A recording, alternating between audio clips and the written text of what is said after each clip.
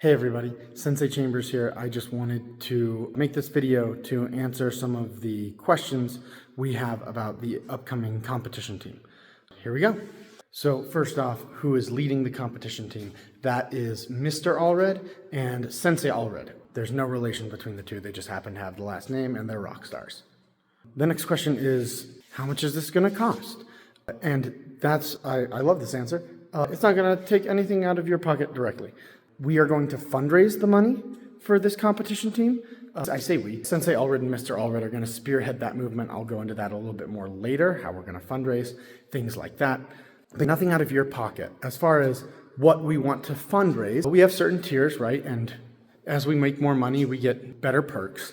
But the first tier is going to be, hey, $1,000 makes it so everyone can compete. Our whole competition team can compete at our first state tournament. Right, and then another 1,000 for the second, another 1,000 for the third, another 1,000 for the fourth.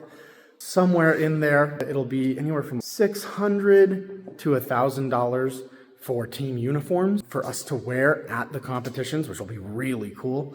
So that's how much we have to fundraise. Now, as to how we're going to fundraise this money, this is going to be an awesome chance for our students to practice leadership and problem-solving skills.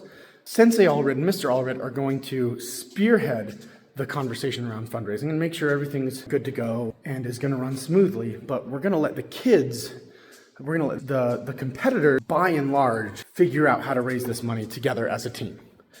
And some of the things we might do an auction. The dojo is going to commit a small amount of money, not huge, but something, to purchasing some sort of product that the kids can sell to raise money, right? So we'll donate the product and then all proceeds will go directly to their competing. It won't be a ton, but it'll be something. And as far as time commitment for actually going up and doing the tournaments, parents, you are more than welcome to come. They do charge spectators at these tournaments. They do charge you money to come and watch. But you're more than welcome to come. You do not have to, though. We are going to carpool up together as a team. So we will transport your kids there and back. These are long days. These tournaments are long. I'm not going to sugarcoat it. There are a lot of competitors, and that makes it difficult to make the tournament run as smoothly as you may have seen with our local in-school tournaments. Right? Some of these tournaments have twice as many competitors. Some of them have 5 times as many competitors, or maybe even 6 or 8 times as many competitors as we had at our last tournament. So this will take a while.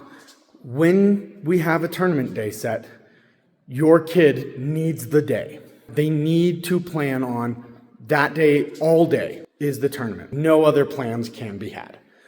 And on that note, because we are keeping this list so short this year, there are so many people who want the spots. The policy is, unless you're out of town or sick or somebody's in the hospital, something of that caliber, we expect our competition team students to be participating in each of these tournaments that we raise the money for.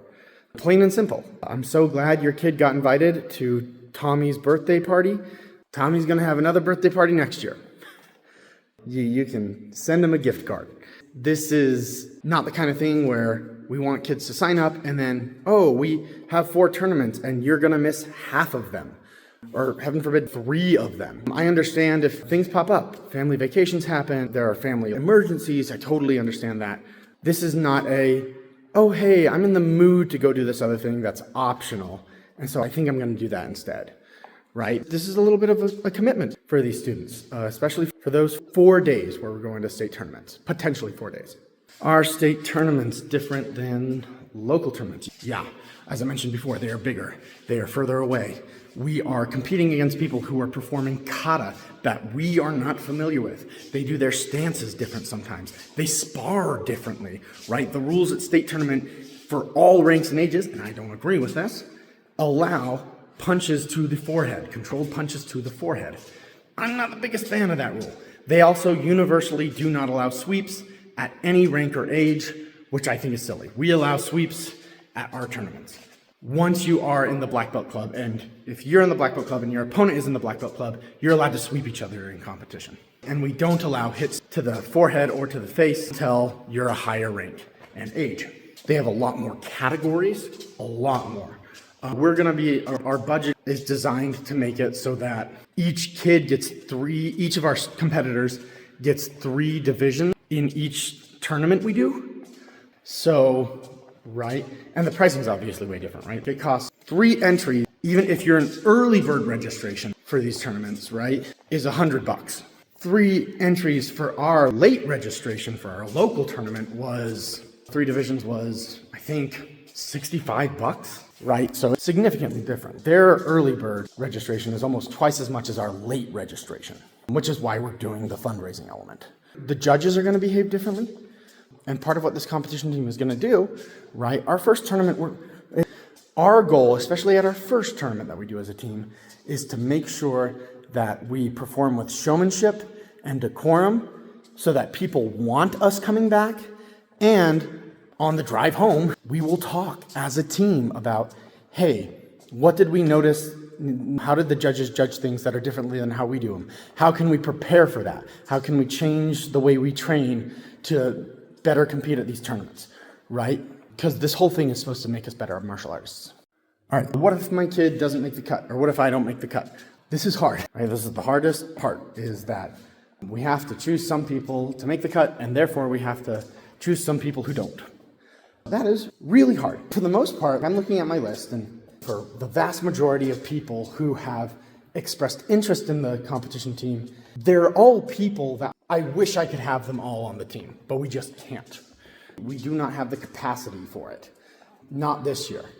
So I would just say to those people, I know it stinks. It is not a poor reflection on you. This is extremely competitive this year. I don't know if it'll be more or less so in future years, but if you want a slot on the 2027 team and you didn't make it this year, then all year, spend your whole year this year behaving so well and being so determined and standing out for good reasons in class, right? Spend your whole year doing that, so much so that if I don't recommend you, Mr. Allred or Sensei Allred will look at me like I'm a space alien, right? Make it so that if I do not recommend you for the team, I look like I belong in an insane asylum, right? That's how hard I want you to work, because all of you can do it.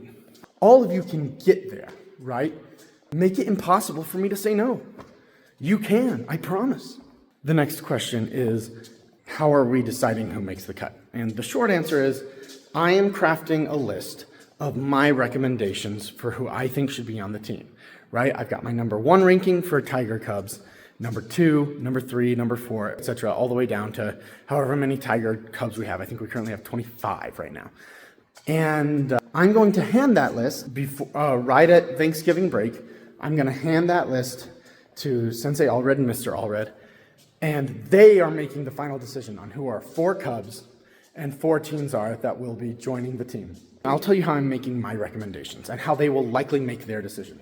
I really suspect they'll fall in line with whatever I recommend. There may be one person they choose to swap with somebody else. They may say, oh, hey, the person you thought was your 3rd pick, we actually would rather number 5 be on the team instead of number 3. That could happen. And they're the ones who are going to be running this, so I want them to have the final say.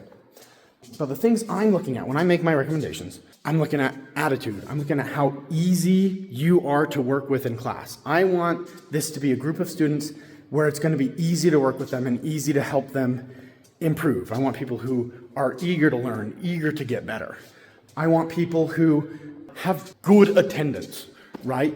There will be times in class where I will say, hey, you 3 members of the competition team, you're going to this side with Mr. Allred. You guys are just going to do tournament prep. That's what you're doing. And if your kid's not in class for that, then they can't benefit from it, right? So, and just rest assured, if you make it onto the team, it probably means I'm fairly happy with your attendance. And if it is a concern of mine, I will tell you when I let you know that you've been chosen for the team. I will say, hey, we would need your attendance to go up a little bit. And why do we have a limited number of competitors? Basically, this is our first year doing this. I've attended 3 of these tournaments that are thrown by the Utah Sport Karate League. They're a relatively new organization. They formed just before the pandemic in 2019, somehow pushed through that, and are still kicking, literally, karate puns, you're welcome. They're a very good organization. There are a lot of great schools there.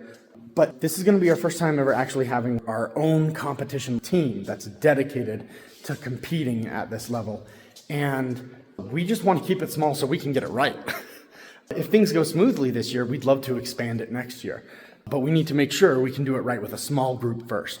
And then if we do expand it, it'll probably only be expanded a little bit. It's not going to double or triple in size. It's probably going to grow by, we're going to add 2 or 4 people, maybe 6. I had a lot of people asking me, hey, what is the time commitment like for this, for both the students and for the parents?